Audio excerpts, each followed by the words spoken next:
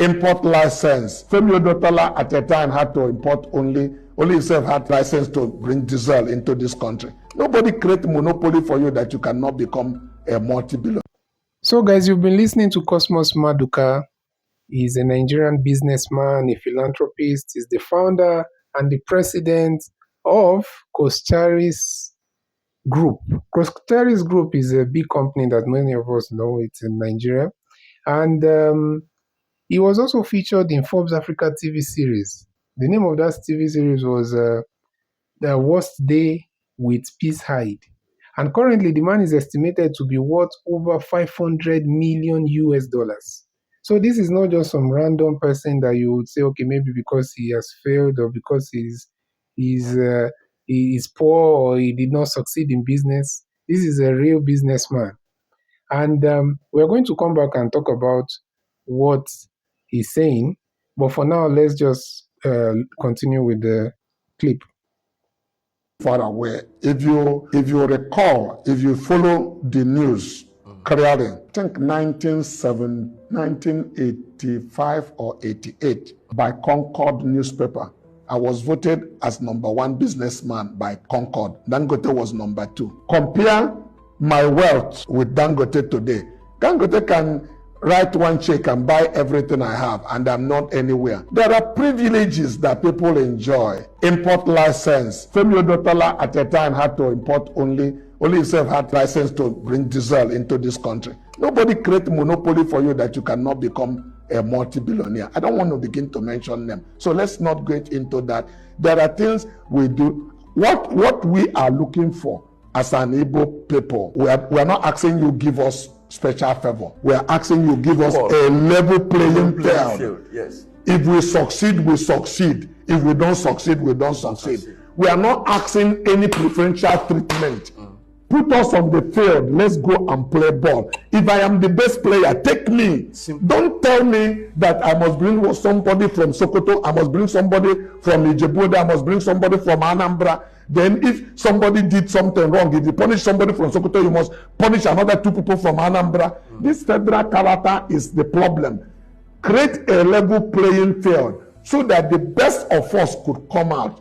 Am I saying there's no good people there are many first-class brain in the northern part of Nigeria and in other part of this country who will excel.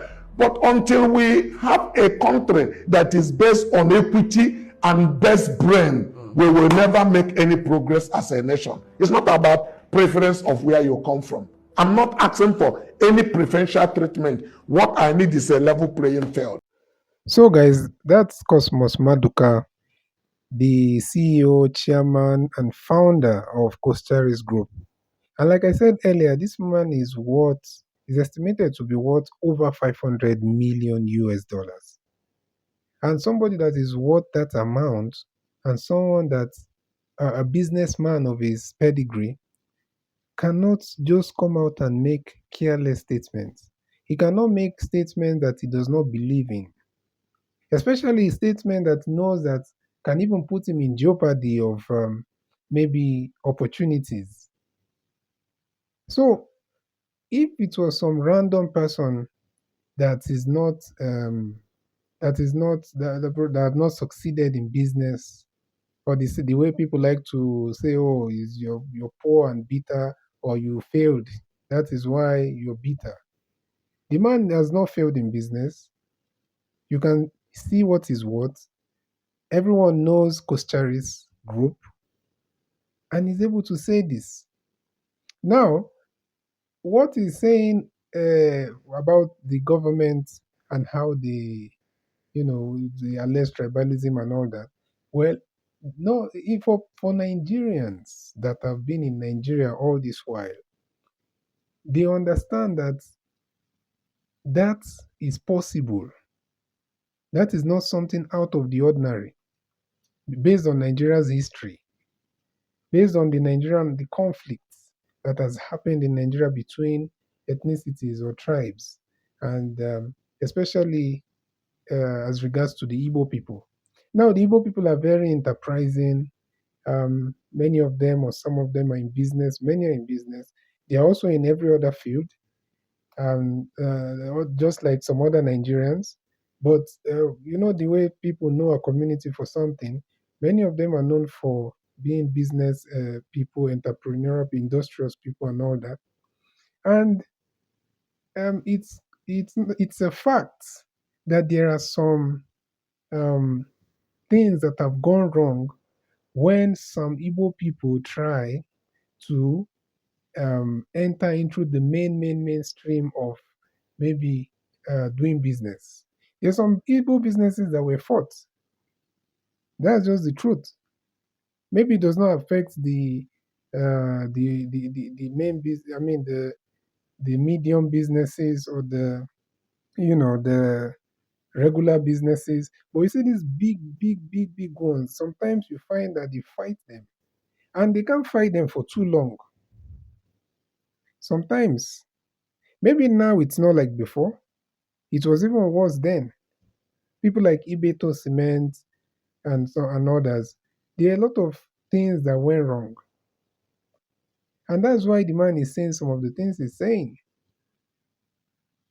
Now we cannot confirm or deny what he's saying about maybe some billionaires that you mentioned their names there. But the truth of the matter is, but what we can confirm though is the fact that okay, at some point he was um, ranked number one businessman, and Dangote came second. Okay, that's something that can be verified.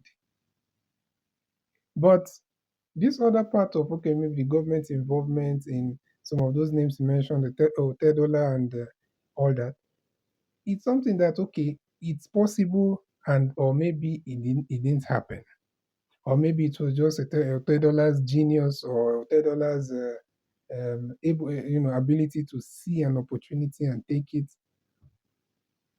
But the truth remains that in the world that we live today, even from time past, many billionaires that we have seen, or very wealthy people, most of them or many of them did not come up just by themselves. They had forces backing them up. And in some cases, those forces are governments of different nations. So that's just the fact.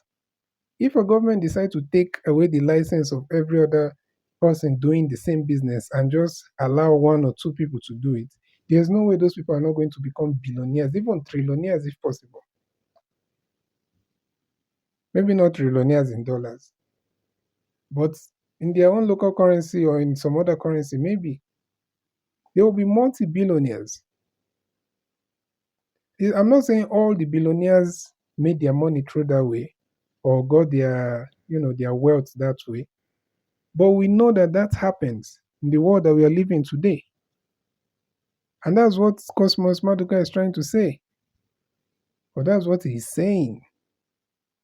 And the Igbo people, you can't say, okay, he's trying to seek sympathy or his marginalization when you can't call something false when you can see clearly that this has been the pattern in some areas.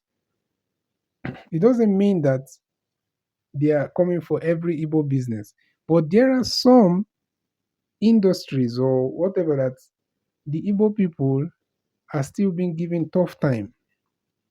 And if we are being honest, if we are being honest, some of it is just based on jealousy, envy, and just this unwritten, paranoia and fear that an Igbo man will become too big in what he's doing.